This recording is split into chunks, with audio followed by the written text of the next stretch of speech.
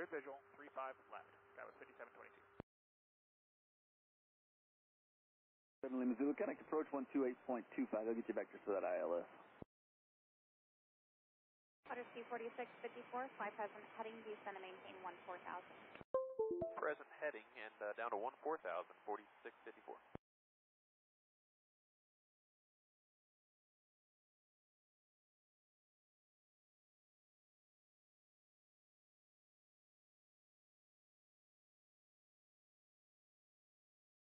Whiskey 4604, Denver departures, radar contact, climb and maintain, flight level 230.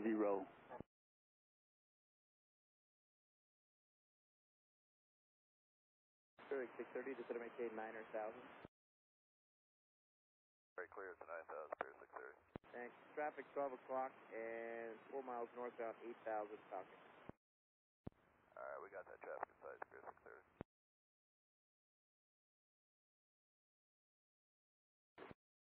United 336, fly heading 020. 336. Got 5220, turn left heading 020, set to maintain 10,000. 020, 10,000, because 5220. Skywest 5722, maintain 170 knots or greater to Diamond. Contact tower 133.3. 170 or greater to Diamond, going to tower, go 5722. Clearing 630, airport 11 o'clock and 16 miles. Inside, Spirit 630. Clearing 630, traffic turning west, no factor, present heading, join final, clear visual approach, runway 35 left. 35 left, Spirit 630. 4654. Denver, good afternoon, United 1936. Passing flight level 220 for 11,000 on the Coho with Echo. United 1936, Denver approach, climb runway 35 right. 35 right, United 1936. Water speed 4747, reduce speed to 230. 230 knots, water speed 4747. Southwest 1928, checking in 20.4, down to 11,000 on the French 3. Southwest 1928, Denver approach, plan the RNAV Zulu approach, runway 34 right. RNAV Zulu 34 right, Southwest 1928. Guys, 5853, 210, this is the French 3. We have Echo, and we can do the Zulu if you need it. Skywest 5853, Denver approach, plan the RNAV Zulu approach, runway 34 right. All right, we'll plan that. Thank you, Scouts 5853. 5 descending via the Coho 3, we've got Echo. United 814, Denver approach, plan the visual approach, runway 35 right. Visual 35 right, United 14. Got 5220, airport 11 o'clock and 18 miles. Got 5220, present heading, join final clear, visual approach, runway 35 left. Join clear visual 35 left.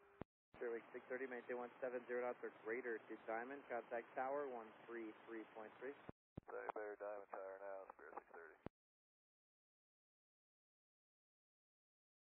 Guys 5220, maintain 190 knots elect, reduce speed to 170.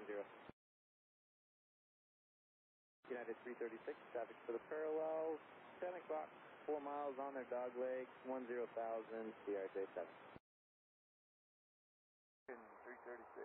Roger, no hurry. Gas 5220, traffic for the parallel off your right, 4 o'clock, 3 miles on their final 10,000, United Airbus. Well, keep said 5220.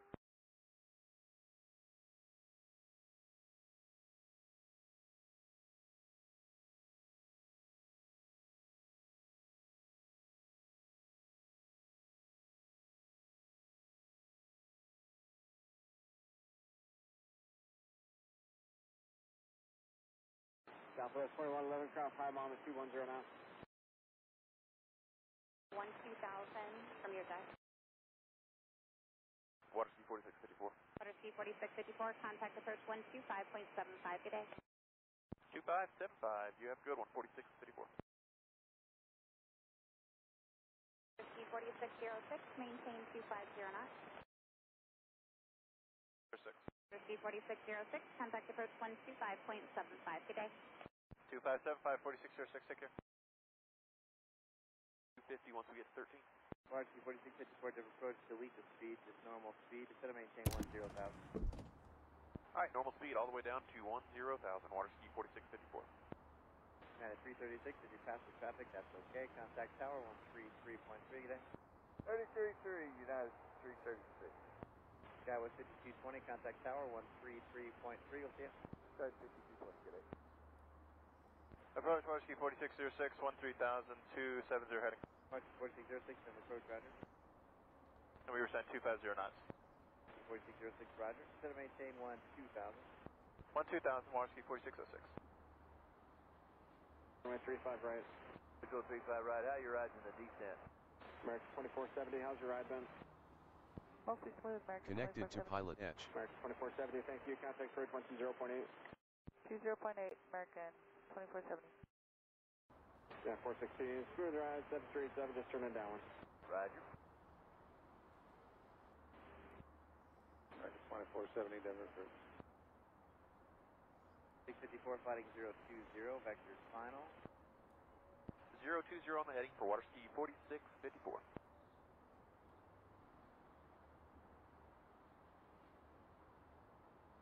Water ski 4747, 13,000, slowing at 210.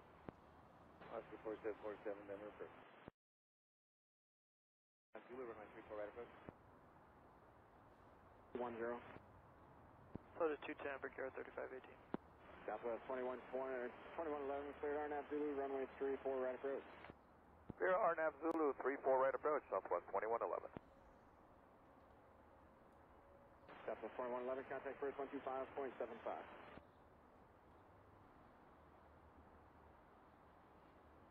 American 2470, 710, 8,000. 8,000, American 2470. Ride 3518, contact first 125.75. 2575, Brickyard 3518. Runway 34 right. Roger.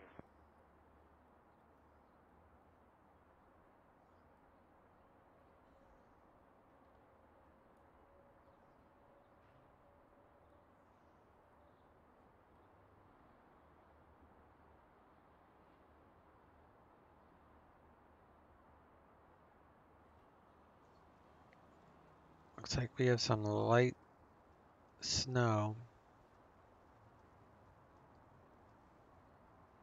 It's supposed to be clear skies.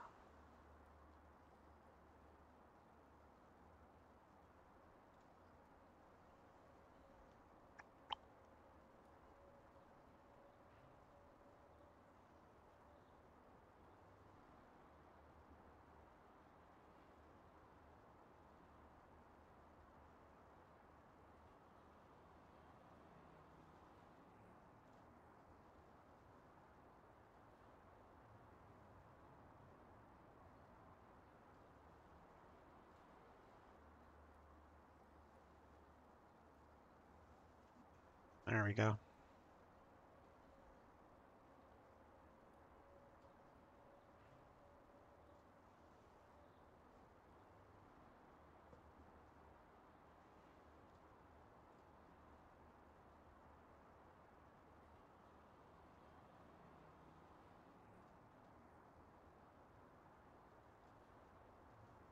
I thought it was going to be clear skies. I just didn't change the weather from yesterday.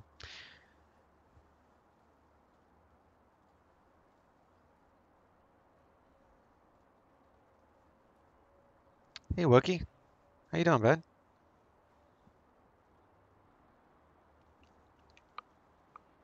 So today we're doing FS Economy from Denver to Eagle. Did I put that in my description? Yeah, okay. So, and this plane is a plane that I lease through FS Economy. So before I start getting that plane, I think this plane has an issue. So 5 passengers to Eagle. You go to Denver. My leased plane is here and it's broken. So when it's broken, you can't do anything with it. So you come to aircraft, go to my lease, gonna do maintenance.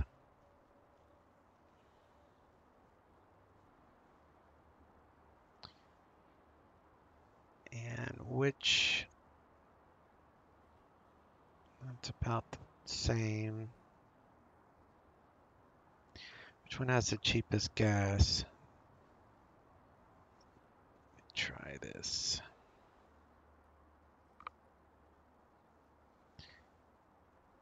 So fuel at signature flight is 380 for signature flight, 390 for signature flight support.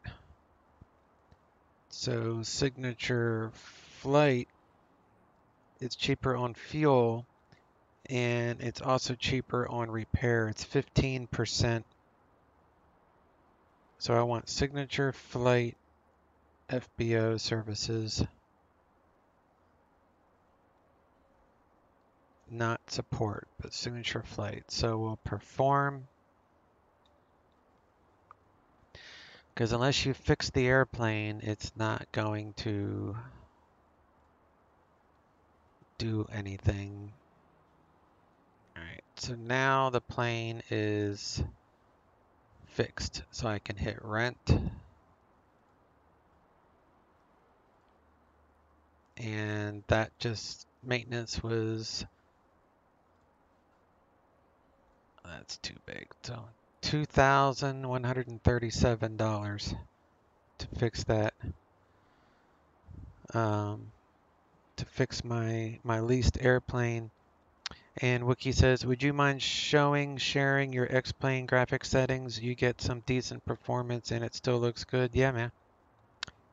Ginnigans, how you doing, bud? How are you this afternoon there, sir? All right, so as soon as I get done with this, I'll go into the X-Plane settings. All right, so $2,137, so we fixed it. This plane breaks more than any other plane, I think. And I need 130 gallons of fuel. I'm at 92, so we'll read fuel and signature flight for 130 gallons. All right, so now we're set. So I'll come back over here. And before I activate that, settings wise, here's my graphics. So visual, high. Texture quality, I compress, but it's still high. So I do very well at that. I tried it higher, but I get more stuttering. And it doesn't affect how everything looks. It's just how it loads into your RAM, really. I have one notch of anti-aliasing. I can never say that word right. But if you want to improve your frames, you can drop that down. Number of world objects, I keep it in the middle. And just one notch of reflections. That's all I need. That's just so like the water will have reflections and stuff. So that's pretty much how I do it. And then, you know, I have a GTX 1080, not a TI, but just a regular 1080. But where all my power comes from is from my my processor and my motherboard. I have a very good gaming Asus motherboard, top of the line motherboard, and I have benchmark. It was like number 3. I've got the i7-9700 processor, which is 8 cores, and it's got like ridiculously fast single core processor speed, which is what you want on X-Plane. So you find out where your bottleneck is. So, you know, up here I'm monitoring CPU and GPU. CPU is 2.02, GPU is barely working. So right now my bottleneck is CPU. just at this present airport. I mean, I can change the views and those will change a little bit. Oh, I didn't know you could do that.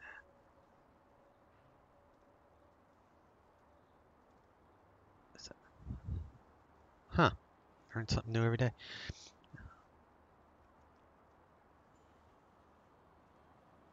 Nice, thanks. Yeah, no problem, man.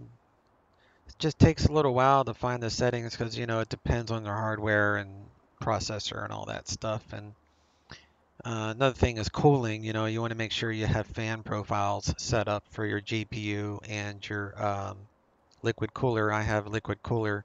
It's all in one, but it works good enough. All right, so let's get rid of that.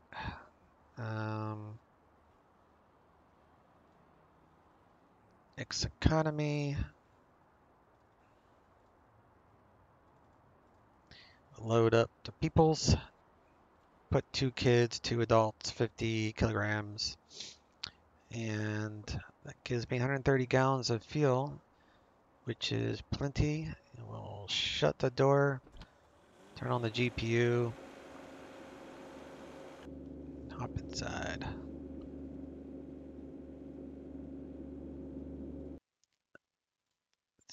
I thought that was a little loud.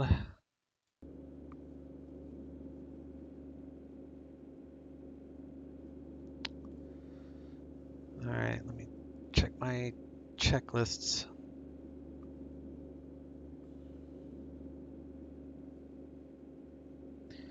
Turn on the nav lights.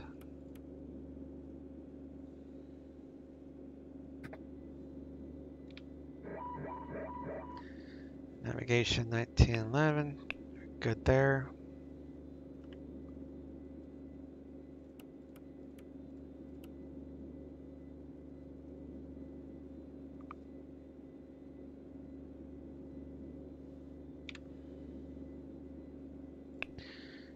Nearest airport is Denver. We'll go to frequencies, ATIS COM 2. Denver. 825.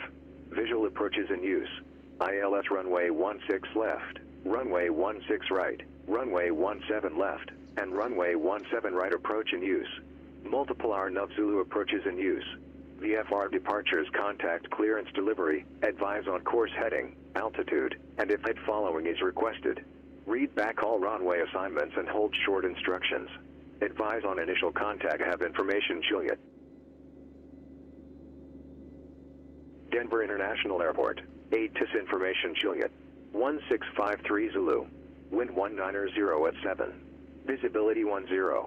Sky condition, clear. Temperature 1. Dew point -8. Altimeter 3025.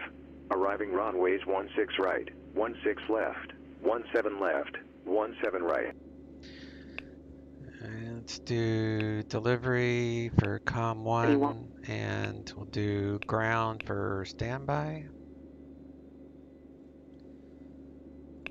Bring up the map. Terrain works. Traffic works.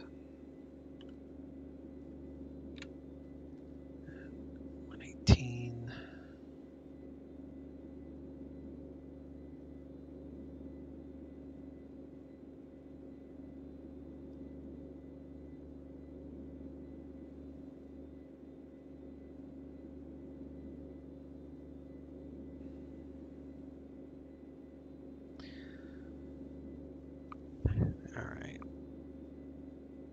The altimeter was 3025.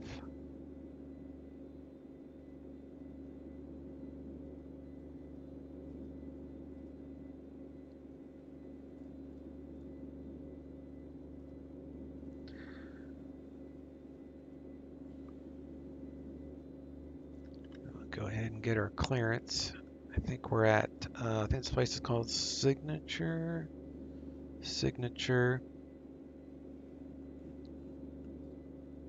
Did I file? I don't think I filed. I didn't file.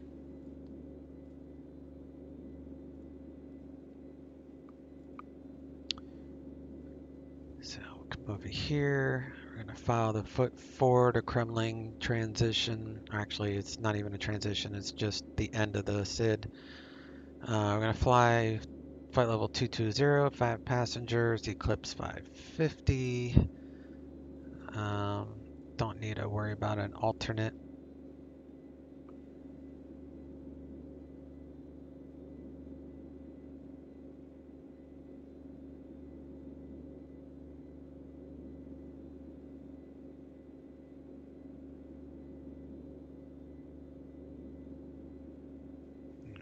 Drop down here. Current with Juliet. Yep, that's what I had. 30. Then we're going to use 17 right for departing. So we'll file Den EGE. We're actually slant Golf, Florida Jet 1399 IFR. So we'll file. One consideration is the fact that we're flying the foot 4, so we're going to take off 17 right. And then the foot 4, the note, where is it at? Accelerate to at or above 250 knots above 10,000 feet. If slower speed is required to meet crossing restrictions, these altitudes, advise upon contact with clearance and delivery prior to taxi. So you gotta let them know, because this plane will not be able to meet those speeds at those altitudes.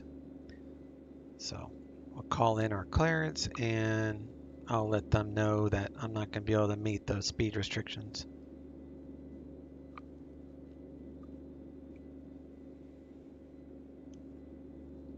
Morning Denver, clearance, Florida Jet 1399 at signature, current with Juliet. Request IFR to Eagle.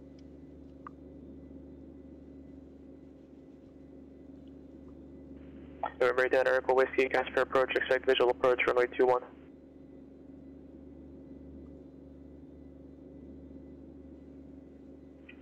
November 7, Echo Juliet, contact Seattle approach 125.6.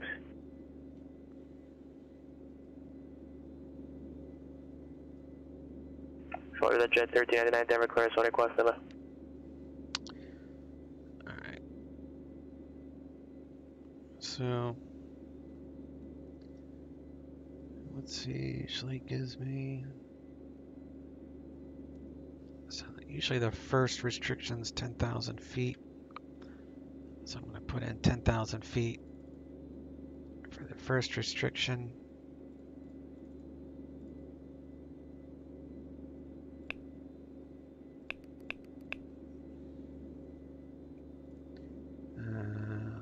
Taking off 170. And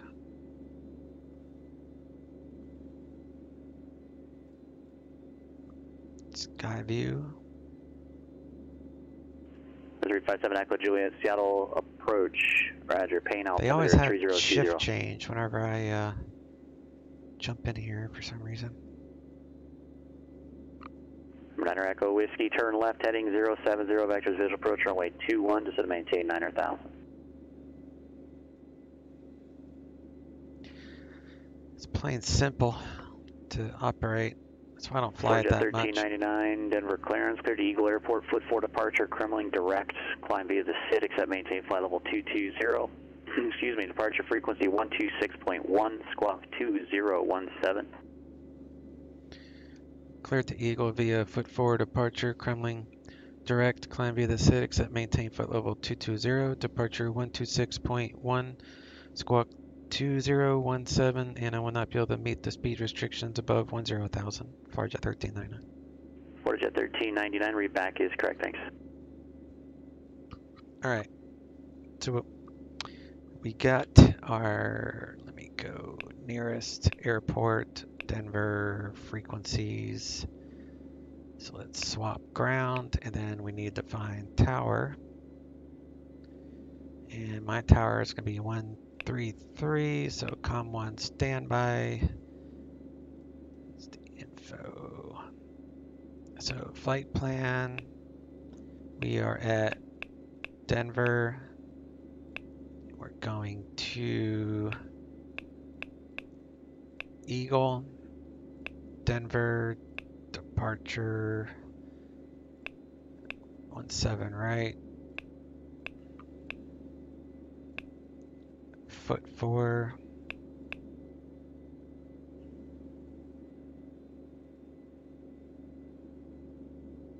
and that's all I need to do. Map, throw up the flight plan on that one. So literally takes like 2 seconds to set this plane up. Standby squawk is 2017.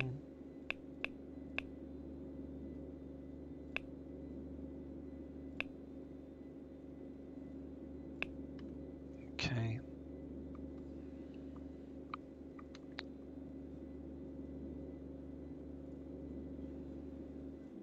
Remove the GPU. Turn on the beacon.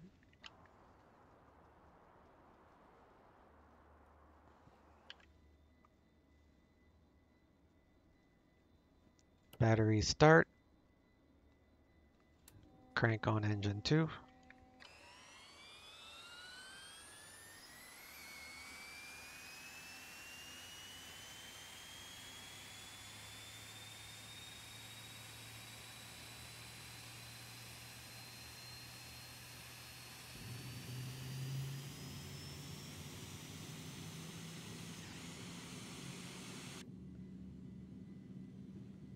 Start number 1.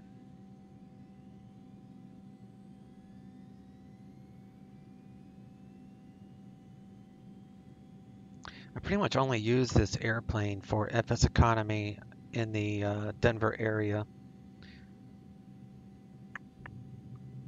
Pretty much go between Eagle and Denver and Aspen and Colorado Springs with this aircraft. I pretty much just, since I lease it, I don't have to worry about other people renting it. So I just keep it in this area, and I like the mountain trips. All right, so let's set cabin pressurization to normal. Bottle pressure is good. Do a test. Climb rate about 2,000 feet. Do taxi lights on. Go ahead and squawk altitude. Do flaps to takeoff.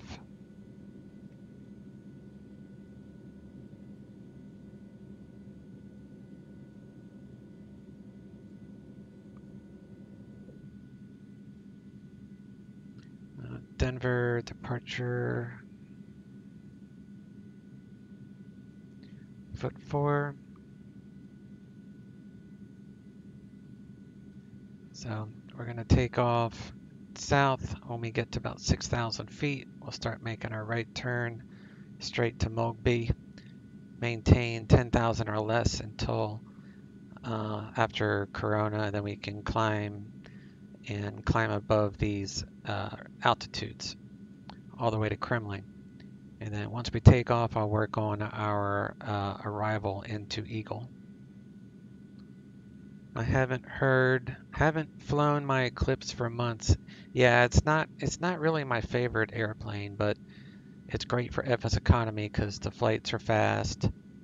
I make good money. I make $3,800 every flight, and it's just a short flight to Eagle, so it's pretty easy.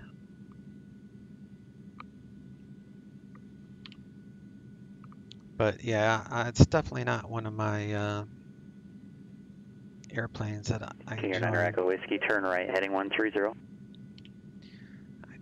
I wonder if I can see something.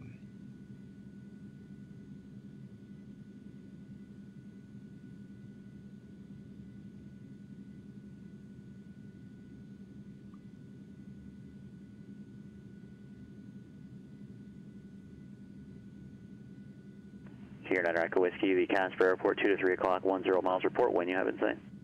Where is my... Red Echo Whiskey, cleared visual approach to runway 21.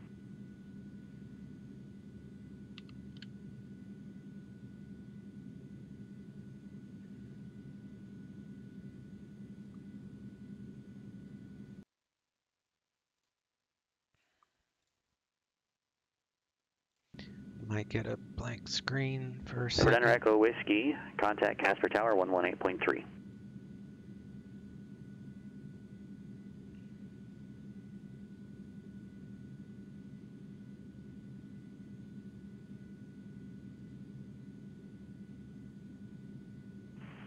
Casper Tower, good afternoon. Senior 1800 Echo Whiskey, visual runway 21.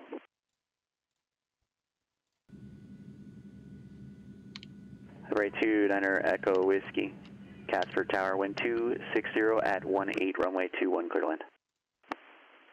Runway 21, clear to land, 9 Echo Whiskey.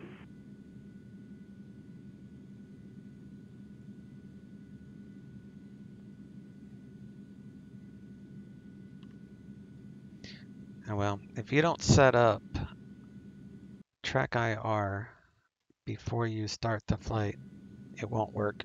And I forgot to set it up, so that's all right. This plane's easy enough. I don't need the track IR. All right, so I'm on ground, so we'll get ATIS. 7 right approach in use. Multiple hour Nub Zulu approaches in use. VFR departures, contact clearance delivery, advise on course heading, altitude, and if flight following is requested. Read back all runway assignments and hold short instructions. Advise on initial contact you have information Kilo. Okay, now we're with Kilo. Denver International Airport, ATIS information Kilo. 1753 See if Zulu. anything's changed. Wind 180 at 6. Visibility 10. Sky condition, clear. Temperature 3. Dew point -7. Altimeter 3024. Arriving runways 16 right, 16 left, 17 left, 17 right. Departing runways 17 right, 16 left, 825. Visual approaches in use. ILS runway 16. All right. Denver ground, Farjet 1399 at signature, current with Kilo, radio taxi. Did it? Farjet 1399 Denver ground, runway 17 right, taxi via Mike 10. 17 right via Mike 10, Farjet 1399. Did I say Kilo? Yeah, it is Kilo. All right.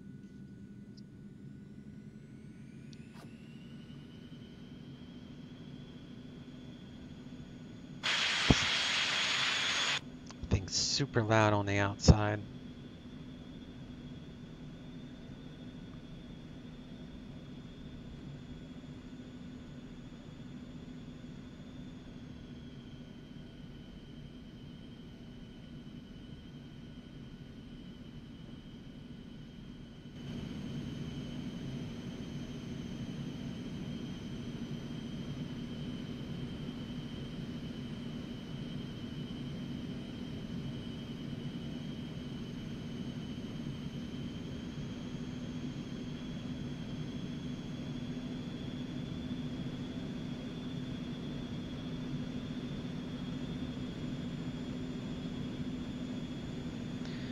Quite different from landing here yesterday in my Airbus when it was a major snowstorm and complete blizzard conditions.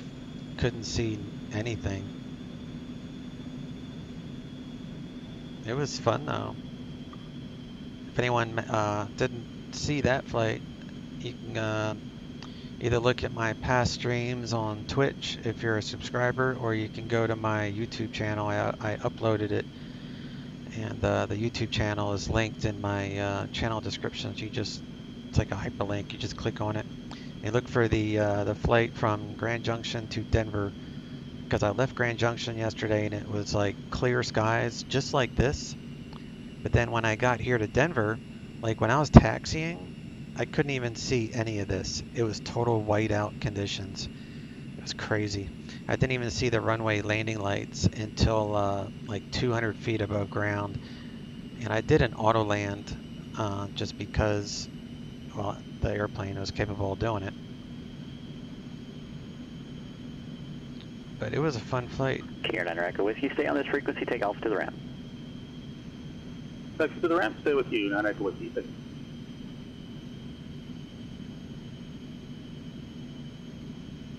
And Killer Popcorn, how you doing, bud? Yes, it's linked to real-world weather. So whatever the weather is in the Denver area is what I'm flying in. So I have 3 weather programs. I have SkyMax Pro, so I can have all this. I have real world weather, which takes from a weather injector, which is GRW, which is FS Global Real Weather. So that this program takes the weather conditions from weather stations all around the world, and through FSC, it's, I don't know, I can't remember the name of it, but through a plugin, it injects the real world weather into the sim, and then I have a separate program that draws the clouds.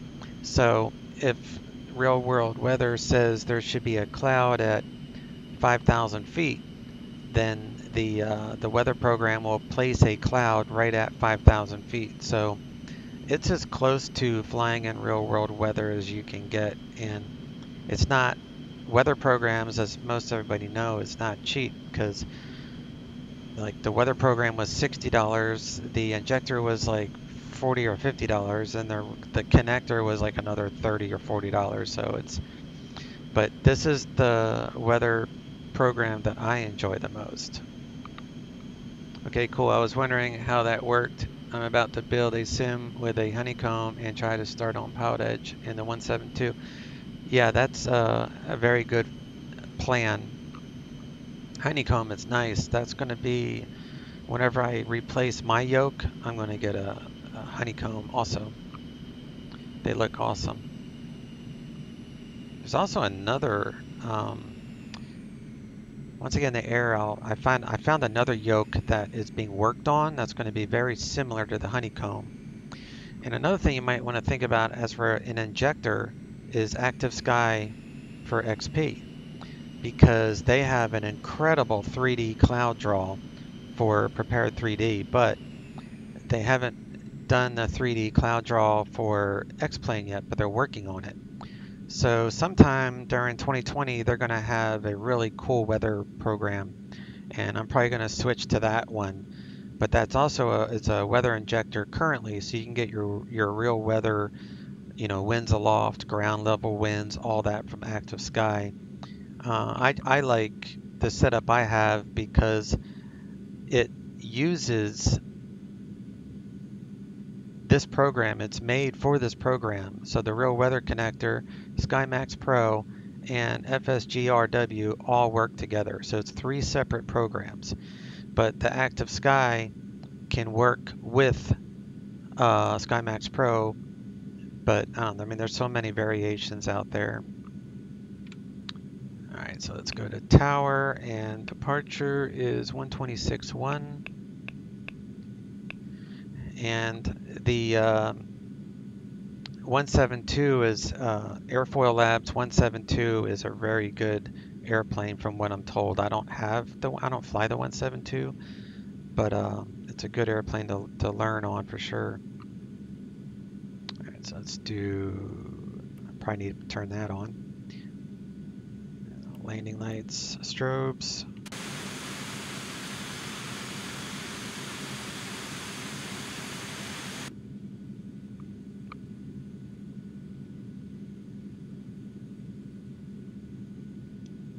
Denver Tower, Florida Jet 1399, holding short, 17 right. Florida Jet 1399, Denver Tower, wind 16, actually 180 at 6, runway 17 right, clear for takeoff. Roger, 17 right, clear for takeoff, Florida Jet 1399. All right, so we're going to climb to 6,000 feet, make a right, we'll start our right turn. This is where track IR would be nice. Do starters to continuous for this takeoff.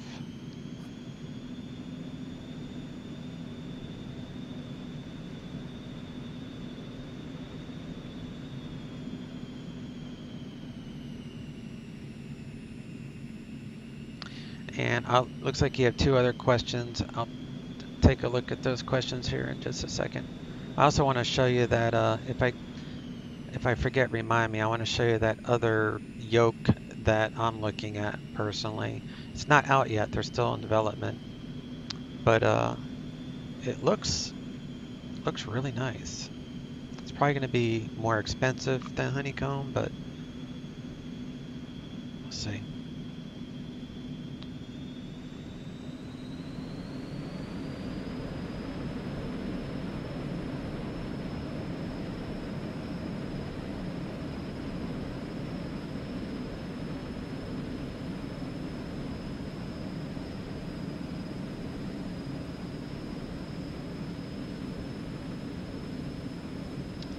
And 100 knots, rotate, gear up, flaps out. And we are approaching 6,000 feet. Can't make a right turn over the airport. Over to departure, Jet 1399, see ya. Yeah, for 7 Echo Juliet, contact Seattle Center 126.6. 126.6, 7 Echo Juliet.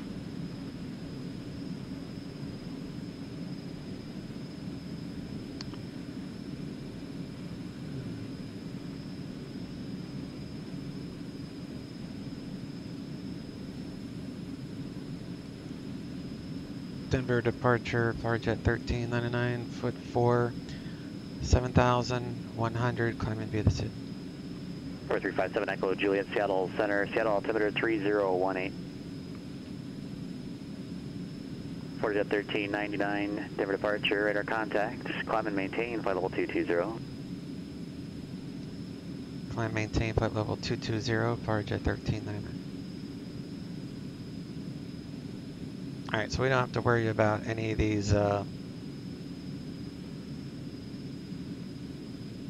altitude restrictions anymore. And I need to go straight to Mugby. So we'll do Mugby from my point, and we'll go nav.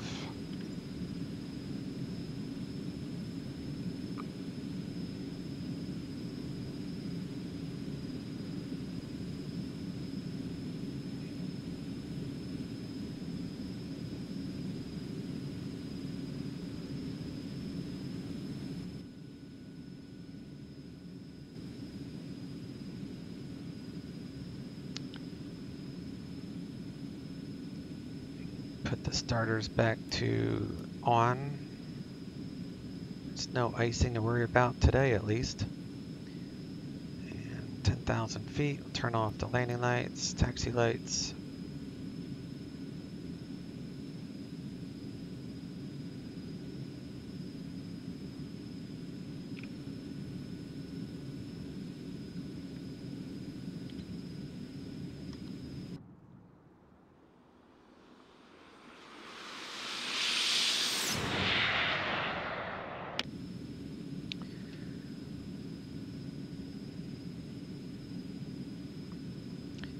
So Popcorn says, so for a starter, what would you recommend I have minimum as far as plugins?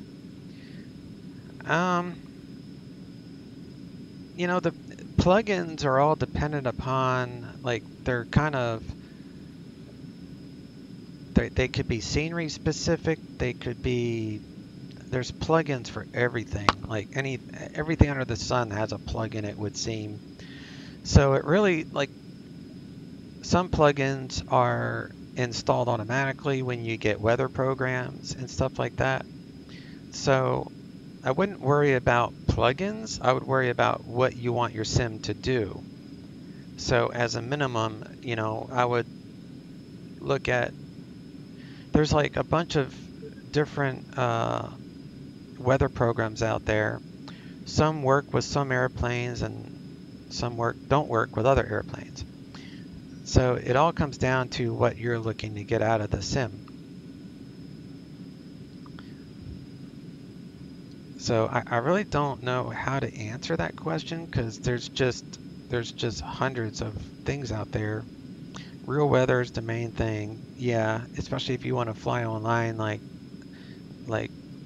you do.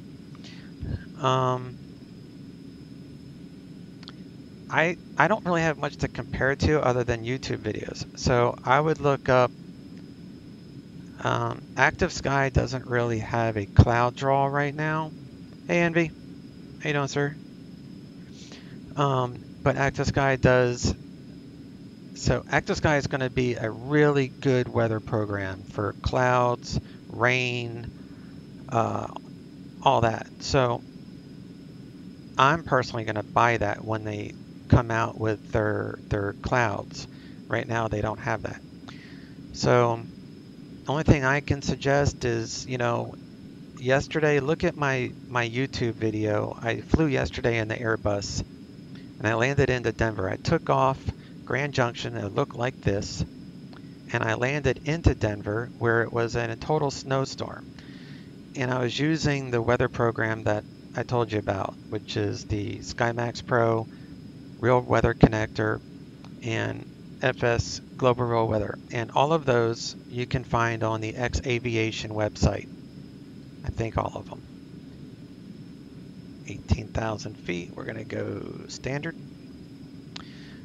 And you'll see, and I'll link the flight from yesterday, what I get from that weather program. And it's pretty optimized for performance. So if you have like an i7 8700 processor or something close to that, then you'll have no problem with the current version, which is 4.8.2 of SkyMax Pro. And I really enjoy it. So let me see if I can find that link. That way you can take a look at the landing into Denver yesterday.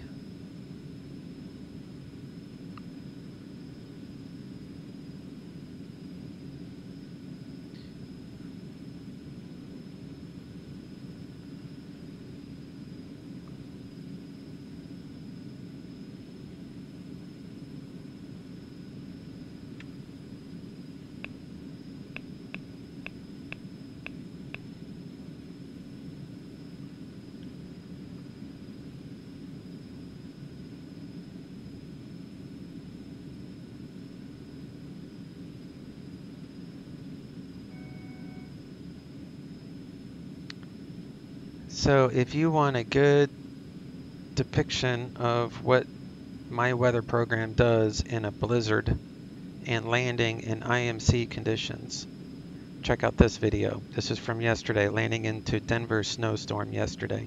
So you can just fast forward to the, I don't know, maybe 3/4 of the way through when you have a moment, and give it a look.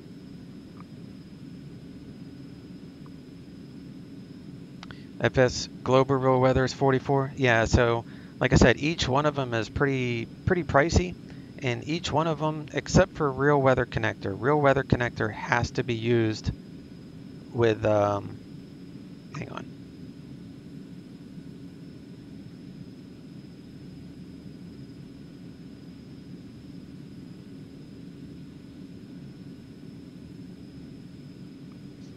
Sorry, I had to yell at my dog.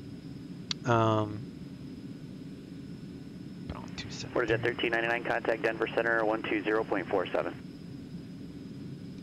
Denver Center 120.47, Farjet 1399.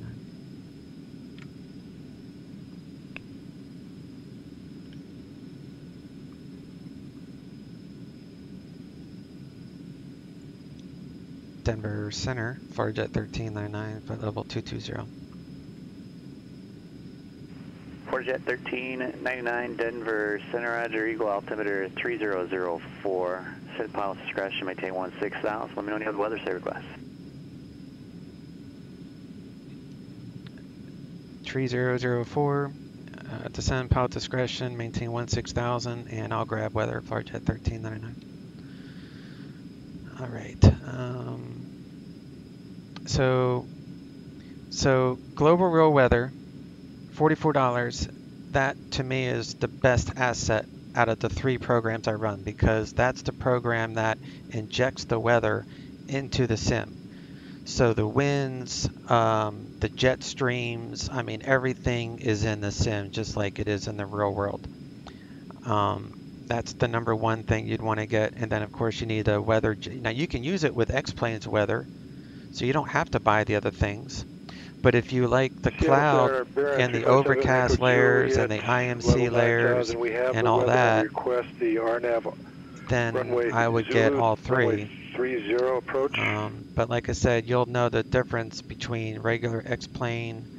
But the #1 thing you would want to get would be the FS Global Real Weather. Roger, are you looking to take the approach? And the reason I don't want you to get Active Sky XP is because when they do update to the volumetric clouds or whatever it's called, they're gonna charge an update. So why buy the same product twice? So that's why I've been not buying it. All right, looks like they're doing the LDA 25 with Lima.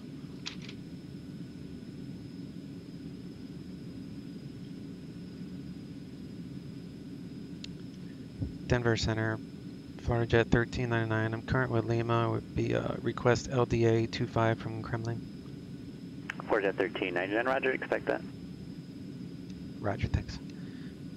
All right. 135.57.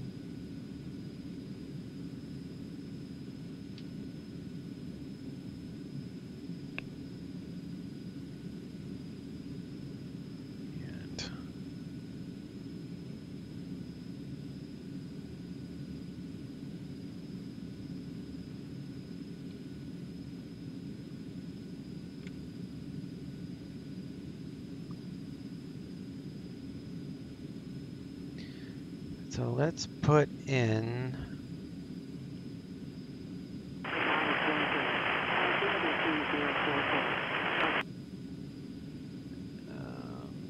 is that it?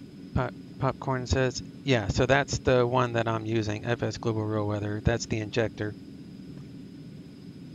Looks amazing to me. Yeah, and Envy is, he's watched a lot of my streams. It's really a good weather program now. I was not a fan of it for a while. It just didn't do very good with the overcast layer, but this latest version is extremely well done. 19.8.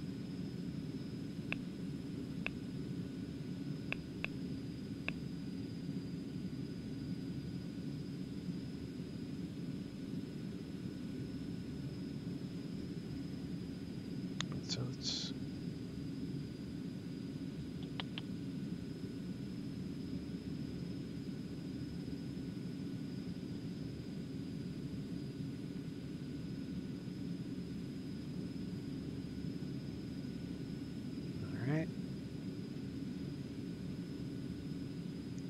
so he told me to send pilot discretion and maintain 16,000, right?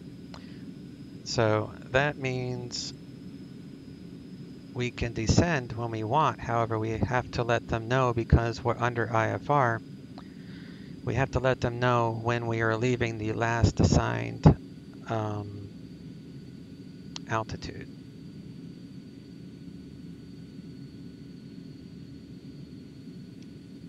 Denver Center, FlightJet 1399, leaving 220. FlightJet 1399, Denver Center, Roger. All right, so now I'm descending. And we'll push that out to 1,700 feet. And I need to enter in the procedure for, let's do this, flight plan, Eagle, load, arrival, the LDA from Kremlin.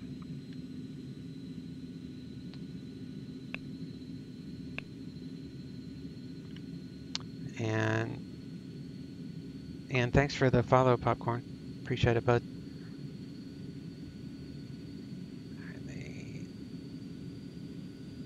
Eagle, and plus I can look up Eagle's weather. Here, I'll show you what this program looks like. Let me go to scene.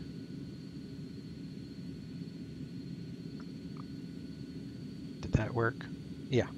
So this is FS Global Real Weather. This is the weather injector. So right now it's showing me the closest airport. So I want to see what Eagle looks like. So I type in Eagle, and here's the weather at the airport we're landing at. And this is real world meter that injects it into the sim. So that's what that looks like.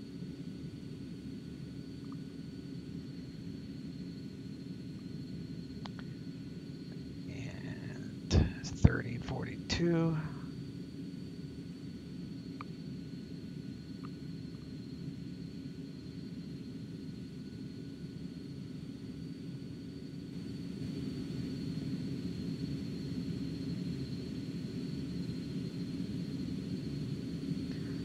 Haven't been cleared to fly the LDA. Jet 1399, cross Kremling at or above 16 south, clear the LDA, runway 25 approach.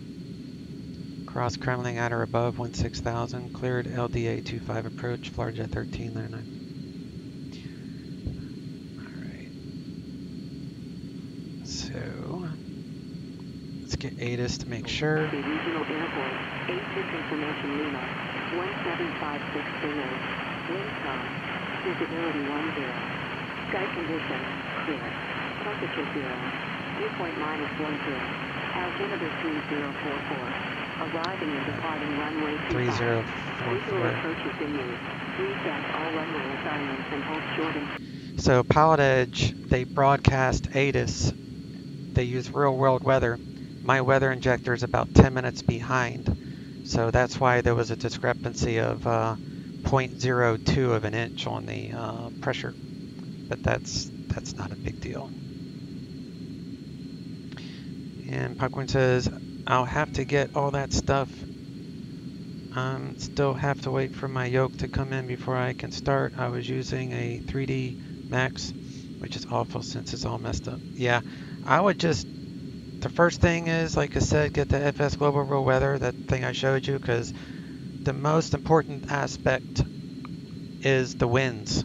I mean, you're flying, you know, so you want accurate winds, and that does a really good job. And then after that, then you can start experimenting with other weather programs. Look at YouTube. YouTube is my biggest tool to help me find out what I want to use, you know. Gives you real-time meters and all that good stuff. Yeah, so that was a real-time meter pulled from Eagle's weather station, the real-world weather station. So it took that and it injected it into my sim. So it's a nice clear day, light winds in the real world, and that it's exactly what I'm going to be flying into. Envy says, can you do us a big favor? Hey Gizmo, how you doing, bud? Are you talking to me, Envy? I'm assuming so. But yeah, I'll do what I can. Alright, so we're going to be making a left turn here. The LDA 25 for Eagle.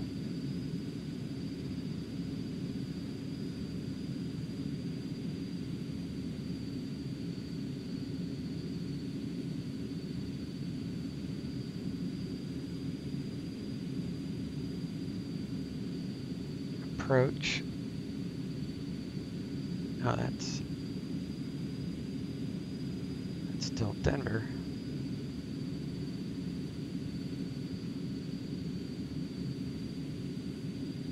LDA 25.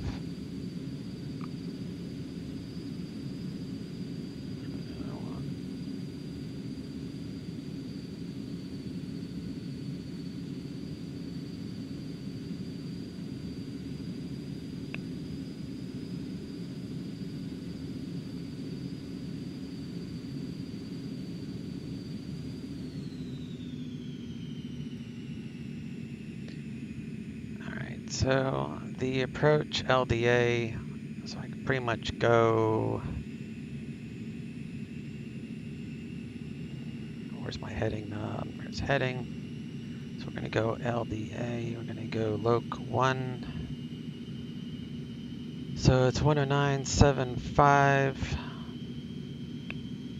109.75. Swap that over. We'll do a course of 250. That's our LDA. FedEx 1014 Heavy, Seattle clearance, standby. Do 13.8 for this first ridge, and then we can continue down to 12.2 to intercept the LDA. FedEx 1014 Heavy is cleared to Oakland International Airport. Harrub 6 departure Hiskew transition and as filed. Need Climb to maintain 9,000. Departure frequency 120.4. Traffic. Squawk 6405. Do landing lights, taxi lights.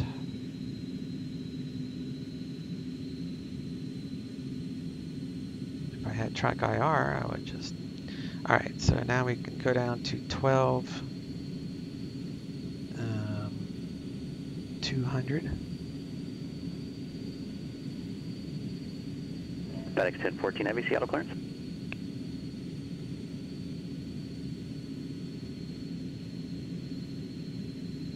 And all these altitudes are depicted on the LDA.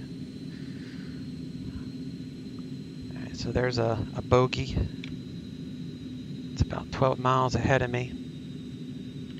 It's going right to left, so I don't see him.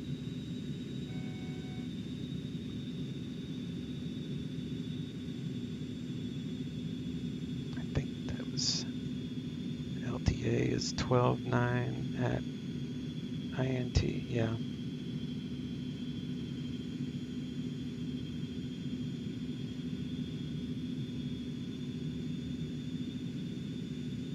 Oh, I went too low. I wasn't paying attention, so autopilot off. I climbed a little bit. It should have been 12.9. I wasn't paying attention. I thought I hit. Yeah, it should be 12.9.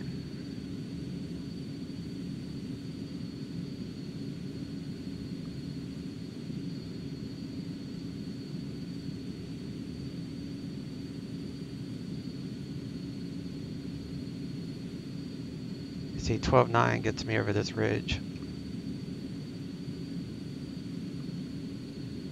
That should have been my lowest. That's all right. I make mistakes. FedEx 1014 Heavy, Seattle clearance, how do you hear? All right, so I want.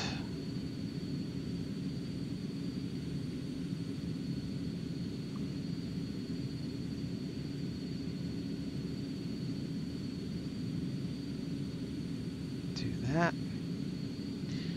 So 12.9 was supposed to be the lowest, and now I can go down. I'm just gonna fly it in manually though. But I could intercept that LDA, but I'm just gonna hand fly it in.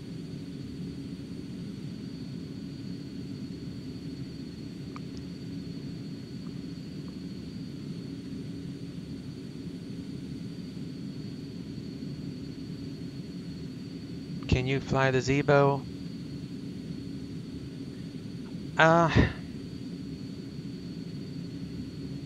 I don't like the Zebo, to be honest with you, Envy. And the reason I don't is because it does not have the lateral, navigate. It doesn't have a good VNAV.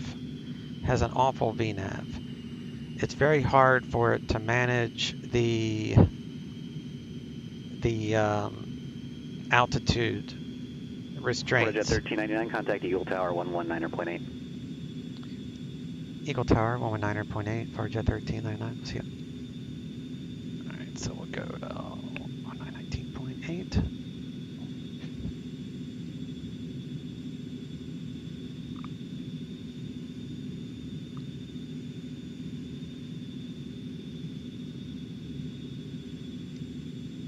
Eagle Tower for Jet 1399. LDA 25.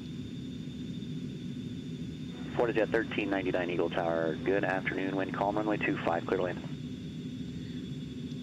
Runway 25, clear to land for jet 1399. But the Zebo is like for cool factor, I guess, for lack of a better word. It's really, really a nice plane. My only problem with it is it's just horrible when it comes to systems, in my opinion. I mean, it doesn't compare to the Flight Factor Airbus.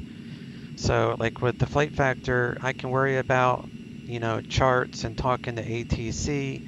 Here's another guy right in front of me. Second 7 Echo Juliet, cross the Wenatchee VOR at 900,000, cleared RNAV Zulu, runway 30 approach. He's +7. Should be crossing me somewhere around here.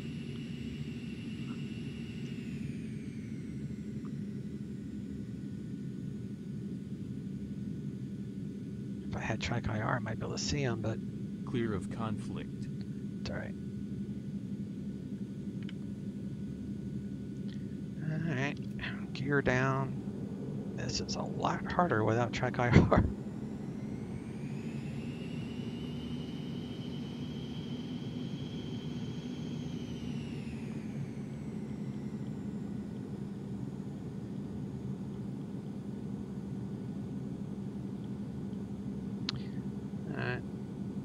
Ignition to continuous.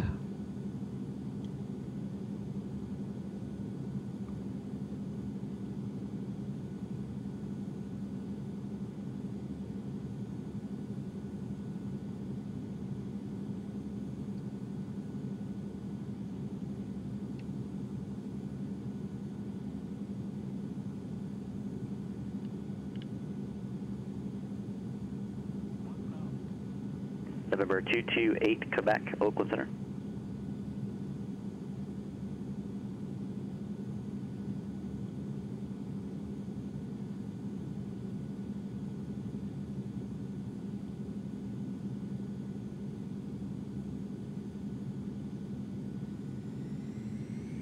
The other thing about the Zebo is I haven't updated it in forever. Like I moved the entire airplane to my storage external drive. It's not even in my airplane directory anymore. Tried flying it a few times and it irritated me.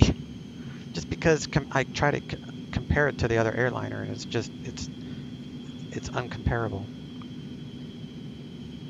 It's got all the cool features that I wish the Airbus had, like, you know, better flight attendant commands and all that stuff, but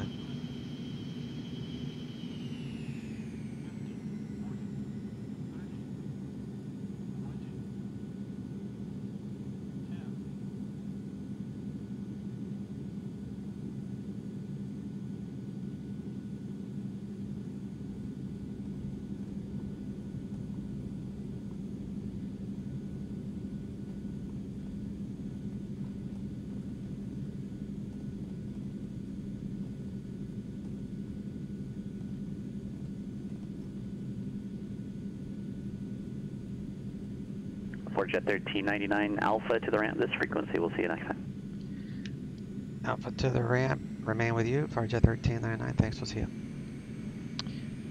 Alright, so starters back to on, landing lights off, strobes off, flaps are up.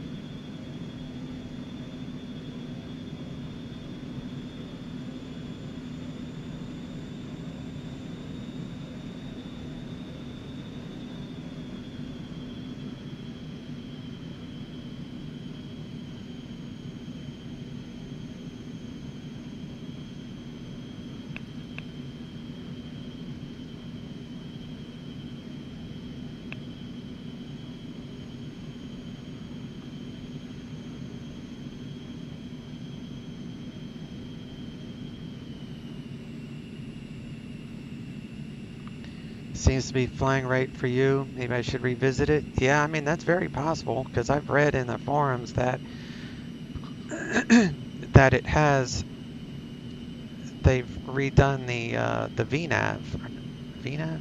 Yeah, the VNAV function to it. Like the calculations, that they've redone it. But then I've spoke to other people during streams that said that they really had to keep an eye on the altitudes and the speeds, because one thing that, like the Flight Factor 767, I don't fly that too often either, just because it does not cross a waypoint at the speed restriction. So let's say, you know, waypoint Alex or whatever says that you need to cross Alex at 230 knots. Well, the Flight Factor 767 will reduce the last speed of like 340 to 230 as soon as it passes or as soon as it is like a mile from the waypoint. And the problem with that is it busts through the waypoint at a higher speed than what the star calls for. And the Zebo does the same thing. It doesn't slow the plane down in advance. But the Airbus is so incredibly calculated that it knows when to go to idle, and it handles the pitch and everything so perfectly that it crosses the waypoint. If it says 230 knots, it will cross it right at 230 knots, maybe 5 knots under, and it will also cross at the exact altitude that you want it to. Like, I'd never have to worry about it. So for online flying, if you can afford, I know you have it, but if others can afford the Airbus A320 from Flight Factor, it is hands down, in my opinion, the best airliner out there on systems depth. I can't get behind the Zebo. I cannot do it. I prefer my Airbus guy. All right, so let's turn taxi lights off. And I'll turn off those lights.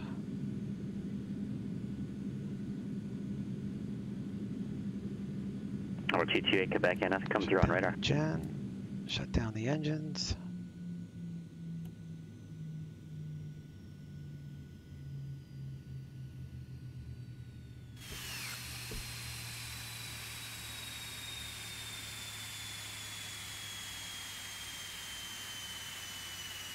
Number 228, Quebec, yeah, still not getting on radar.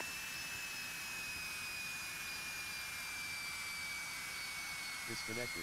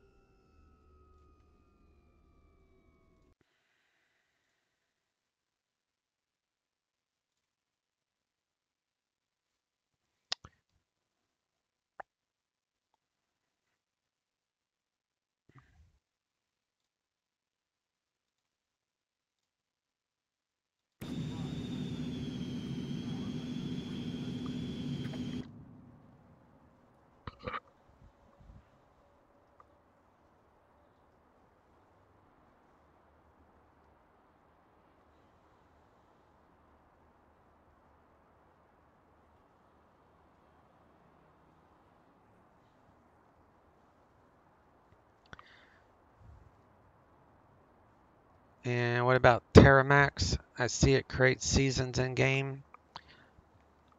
I don't have Terramax, and it's mostly known for having snow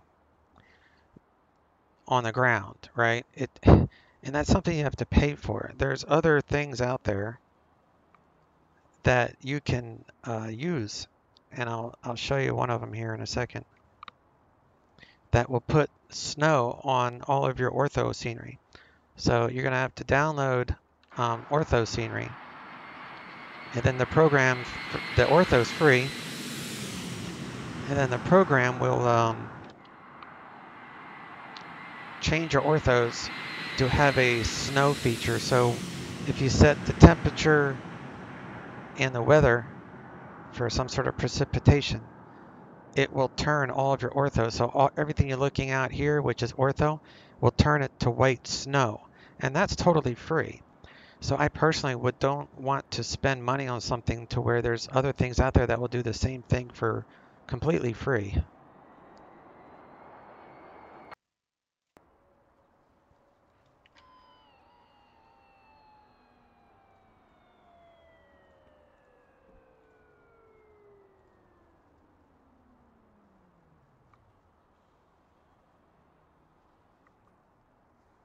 Let me see if I can find that real quick. What was it under?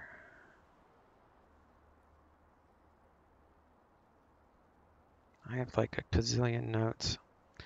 Might take me a second to find this.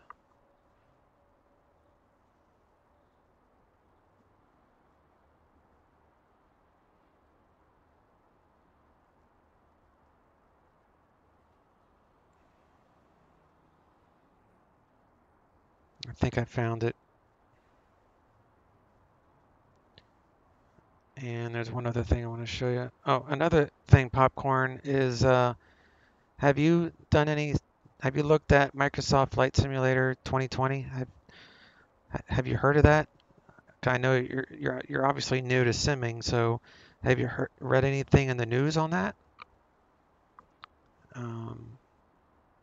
What is I'm still looking stuff up too to help you out here. Oh, that's right, it's called Fork Boy Ortho.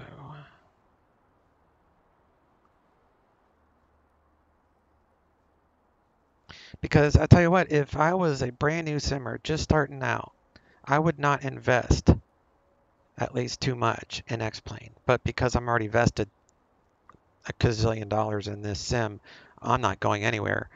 I'll get Microsoft Flight Simulator 2020, but I have too much invested in this. And it's going to take years for Microsoft 2020 to include aircraft simulations that we have in X-Plane. So the world and the weather is just going to be superior on the new Microsoft one, but so the ortho that you're looking at here, this is a Fork Boys Ortho, completely free to download. Takes me with super fast internet speed 2 hours to download and 2 hours to convert from JPEG to DDS files. So 4 hours per state. So this is the state of Colorado, obviously. And this is Fork Boys Ortho. So I'll link the ortho, and then I'll link what will change the ortho to winter textures for absolutely free. So here's the ortho. And here is a free program called the Winterizer. And it changes ortho to snow. But it won't get rid of the ortho in its entirety.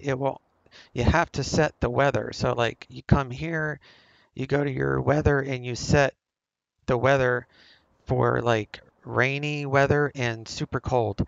And then you restart, you go to developer, reload scenery. And then once you do that, it will turn everything to snow covered with that second link that I gave you. So that Terramax will give you snow, but you have to pay for it. So why pay for it when you don't have to? When those two programs are free and they work really good with each other. I haven't tried out the snow yet, but I do have the ortho. And I'm not much into the seasons. I like the ortho the way it looks. I may change like Aspen for some snow or Denver for some snow during their storms, but other than that, I don't really like the ice and snow. But there's all these new programs coming out to make seasons. So, and like I said, Microsoft Flight Simulator 2020 is going to be able to beat visually anything X-Plane has for a while. But X-Plane will beat Microsoft Flight Simulator when it comes to add-ons for many, many years. It's going to take Microsoft a long time, in my opinion, to catch up with what X-Plane has available.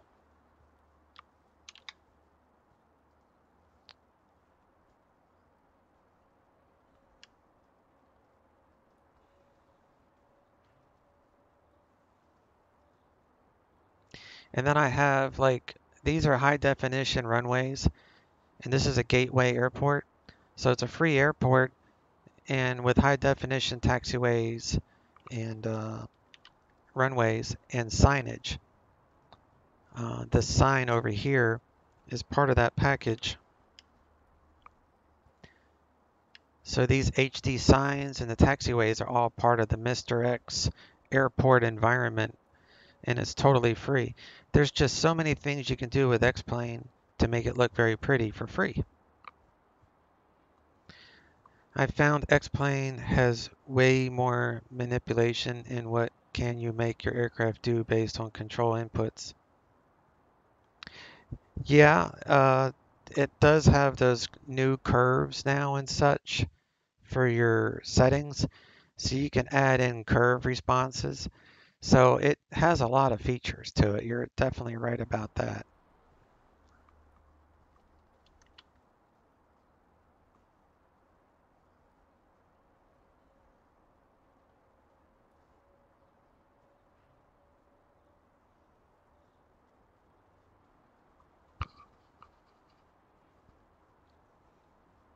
Yeah, I love X-Plane. It's going to be my #1 go-to for many years. I'm going to get the other sim when they release it. I don't want anything to do with a Microsoft beta program. I don't want anything to do with it. Just because all my airplanes I enjoy flying are in X-Plane, and none of them, like, developers will develop for the new sim, but it's going to take years. I mean, it took Flight Factor 5 years to come out with the Airbus for X-Plane, right? So how many years is it going to take Flight Factor to build an Airbus for Microsoft Flight Simulator? Probably 5 years, or maybe less. They can probably port some stuff over, so maybe a year. But until Microsoft has the same abilities as X-Plane does for flight, for airplanes. I mean, I come to the sim to fly airplanes, and having the added benefit of having a pretty world to fly in is great, but I want to know how to fly the airplanes. So, and you'll see in my streams, I fly like 10 to 11 different airplanes. So that's what I enjoy. So I know the Microsoft Flight Sim is going to come out with a TBM. So sure, I'll do some flights on that. And I know that PilotEdge is going to be making a client for Microsoft Flight Sim too. So when that happens, that's when I'm going to fly a little bit on that sim on PilotEdge. But using, like, the generic planes that come with it, I'm not going to buy any airplanes right away. I'll just use the stock ones and check it out because it'd be fun. Hopefully it won't be a too expensive subscription, because that's going to be, I might subscribe for a month to check it out, but we'll see.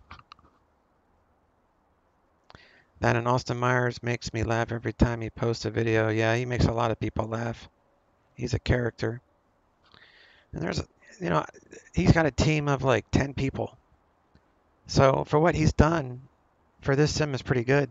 Microsoft has hundreds, and then they own Bing. So it's like you can't compete with a monster company like that.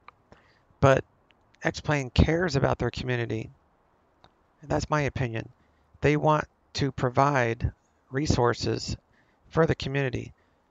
To me, and it's just my opinion, I don't have any inside knowledge of anything, but Microsoft, they're about the Xbox, they're about the controllers, they're about the big picture, and let's make as much money as we can, and we want this to be profitable, and at the same time, listen to the community, which they're doing right now.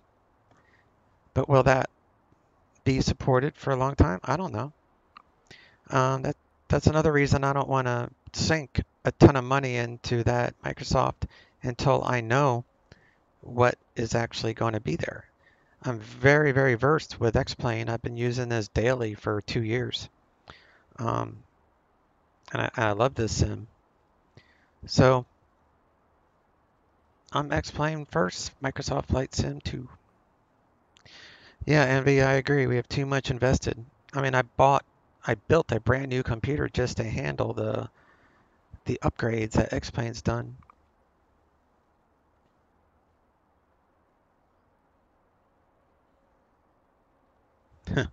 Austin even says changes he needs to make while making demos, videos of real sim gear and reviews. Yeah, well, he's probably, you know, helping those companies out. And it's like all this backlash, you know, I don't like reading people talking bad about him. You know, he should do this, he should do that. Well, none of these were concerns before Microsoft put out that video. So, and like, you know, Microsoft didn't come out with the technology, to be honest with you. They didn't come out with the simulated world and weather technology.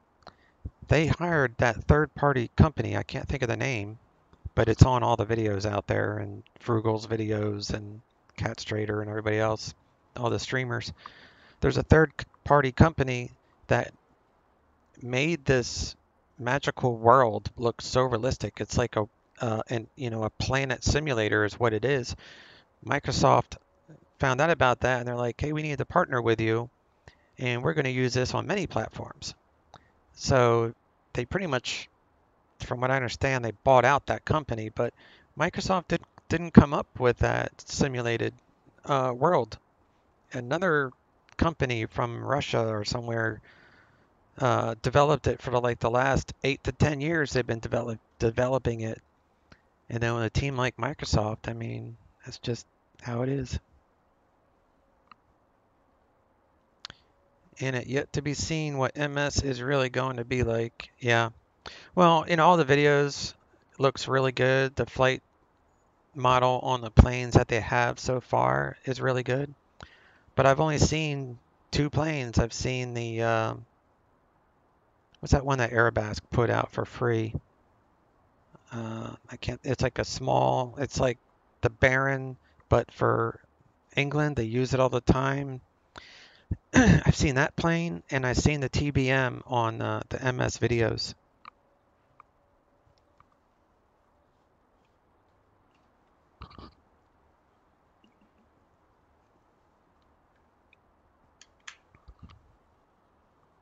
Yeah, the DA Robin, or DADR Robin. Yeah, you're right, that's it. So those are the only 2 airplanes I've seen on Microsoft Flight Simulator. So I have no doubt that developers, you know, whether it be scenery or aircraft development, that's going to be my main focus point, would be the aircraft developers. What are they going to do? So right now they just have, you know, GA stuff, and they're going to add in turbojet airliners later. There's not going to be any VR support for a long time. That's not even on the roadmap right now. They know that the public wants it. X-Plane has VR support. So everybody keeps talking all this trash about X-Plane, but I'm sorry, Microsoft Flight Simulator can't hold a candle to X-Plane when it comes to the amount of resources available to you. It's going to be years, at least 2-3 years, before Microsoft, in my opinion, can compete with everything that X-Plane has to offer. And again, these are just my opinions from all the videos I've watched. So, how long will it take to get an airliner into Microsoft Flight Sim?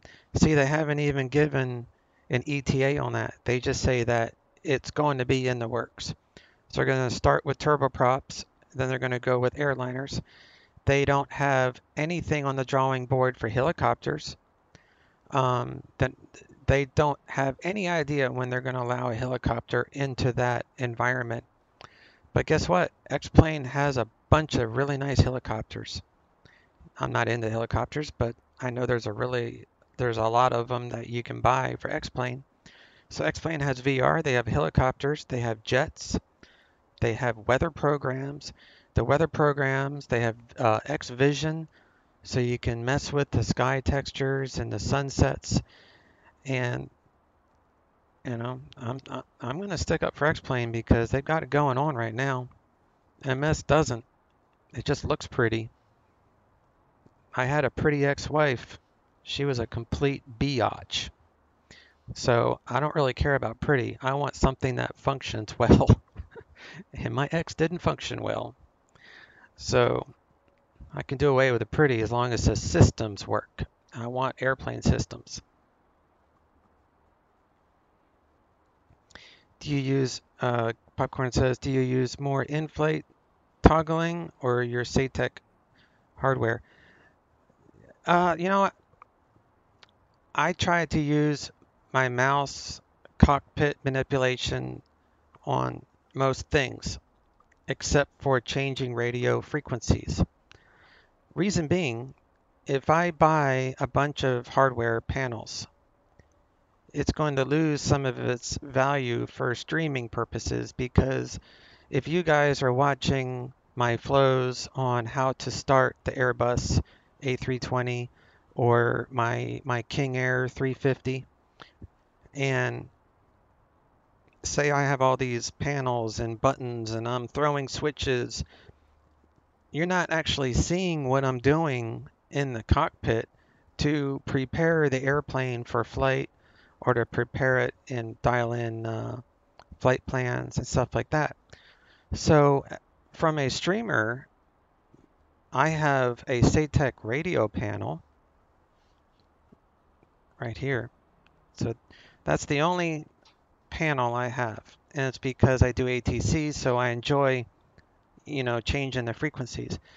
But for you guys would prefer to see what I'm doing in here. So if I had SATEC light panel for my landing lights and taxi lights, you would actually never see what I'm doing. So I think for my viewers, it's better for you guys to see what I'm manipulating in the cockpit. That's why I haven't gone out and bought all these things. I have rudder pedals, I have a yoke, and I have a throttle quadrant. And you can see, I'm moving my flaps by my throttle quadrant. So if I manipulate something on my throttle, I actually try to make a conscious effort to look at the control I'm moving. I can use the mouse, I think. I don't know, maybe I can't. Oh, see? I can use the throttle or I can use the mouse. But I always make, like when I'm changing radio frequencies in my Airbus, I always go to the radio panel and then I'll use my SATEC panel to change the frequency. So that's just how I do it. Plus it's saving me money because I'm not having to go out and buy a bunch of panels that cost like $150 a piece.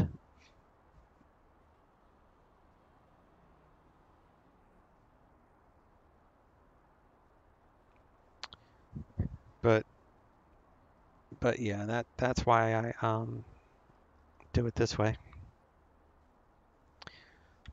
Anyway, guys, I'm gonna go take a break. I've had a heck of a morning. I had a vet come over. Had to wake up early. The vet came over because one of my older dogs. I have two dogs. My older dog is like 10. She's in bad shape. She can barely walk, so I can't take her to the vet. So I had to pay for the vet to come here to trim her nails, and her nails are really long, and she gets very bitey with vets. So we had to muzzle her, and then my wife had to come home from work to help get the muzzle on her because I can't do it by myself. And then the doctor had to give her a shot to like calm her down.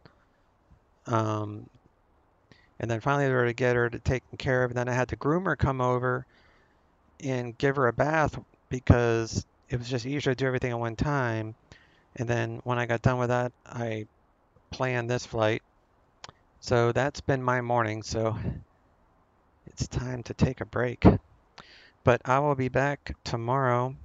My normal time, Popcorn, is I usually stream every day around 2 p.m. Eastern Standard Time. That's the time I usually go live. Hey, Swiss Cheese. Currently making a flight panel for VR using SimVim and Arduino. Yeah, those are like plugins, right? Those are how you communicate with the switch panel that you're making. There's a yeah, so that's cool. So you're making your home cockpit. I mean, I would love to make a home cockpit. I just think you lose. I think the viewers lose stuff. If you don't see what I'm doing in the cockpit, then now some streamers, I won't mention their names, but some streamers will put cameras pointing for their switch panels.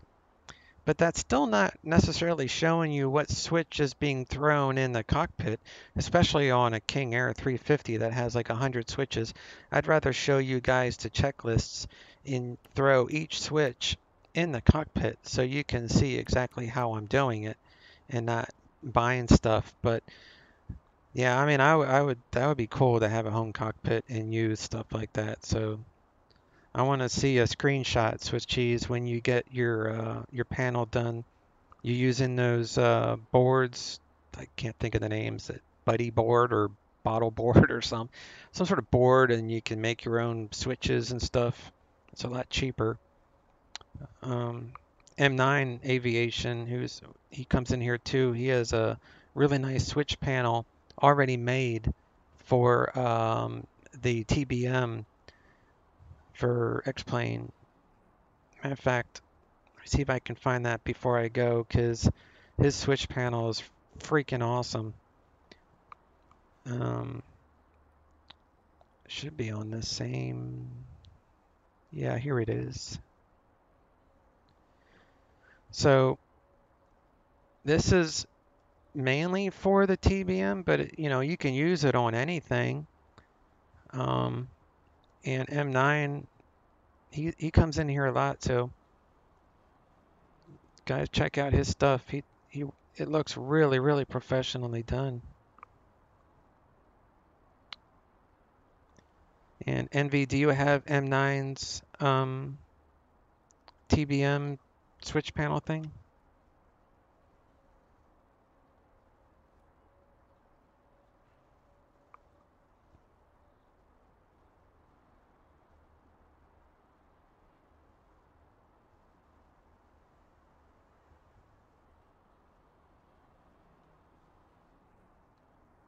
Oh, you do? Yeah. Yeah, that's the only reason I haven't gotten it, is because I'd rather show you guys the steps I take. But for non-streamers, I'm with you. I would have an entire cockpit set up because, I mean, I can see. That's why I got the radio panel. Plus, I'm running out of real estate. I'd actually would have to build like a glare shield and start plugging things into it. I'm running out of space. But yeah, that's awesome. Yeah, check that out, Swiss Cheese. I know if you're using those other boards, it's if you know how to do it, it's cheaper to do it yourself. But he'll also sell you the plans for way cheap. I mean, you can get, he'll do it like he'll build it for you, or he'll just send you the parts. I mean, there's different levels. If you're good at like soldering and stuff, I can't solder anything. I hate tuning radios in VR.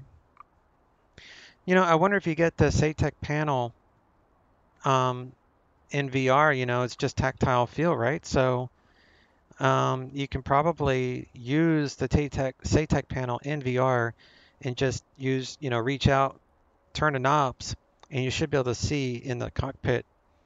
So that would probably be something you could use in VR, the SATEC radio panel. You're already deep into it? Yeah, I hear you. Can you post those two links you posted earlier? Talking about the ortho scenery.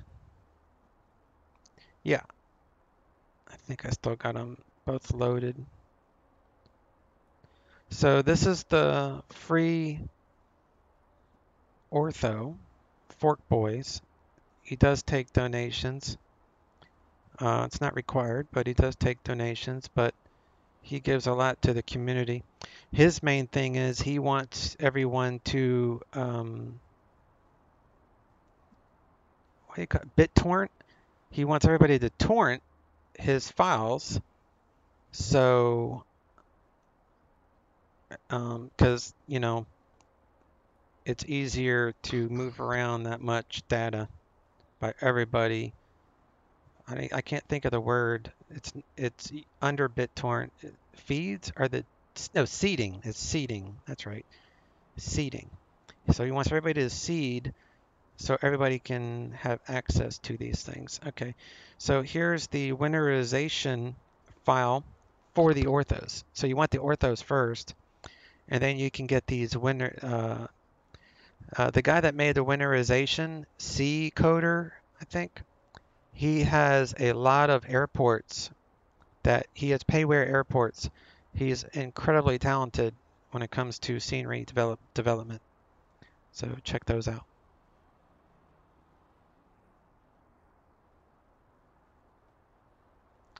There you go. I'm going to get out of here, guys, and I will put on some Denver real world ATC. Looks like Denver Approach has a couple listeners. And I'll be back tomorrow, same bat time, same bat channel. Did that start? Yeah, it did. There we go. Thanks for the stream. You bet, Swiss cheese. Thanks for the new follower, Popcorn. Nice to meet you, bud. Gizmo, catch you later. Envy. And if I forgot anybody, sorry. I'll catch you all tomorrow. Otherwise, y'all have a good weekend. Chase out. Frontier Flight 378, contact Denver Center, 133.905. Next approach 123.85, okay.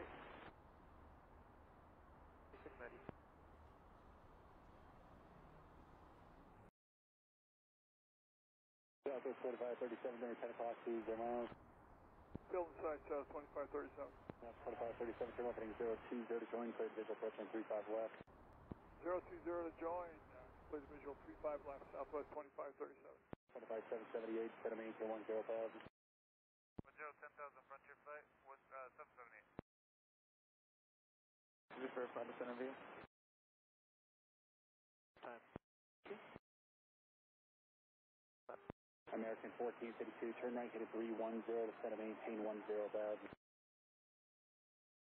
Flight level 230. 52, kind of approach 123.85. So long, American 1452.